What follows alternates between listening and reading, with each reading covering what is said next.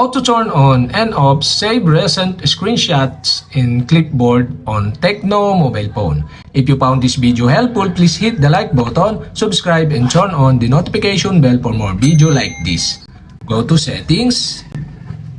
In settings, go to system.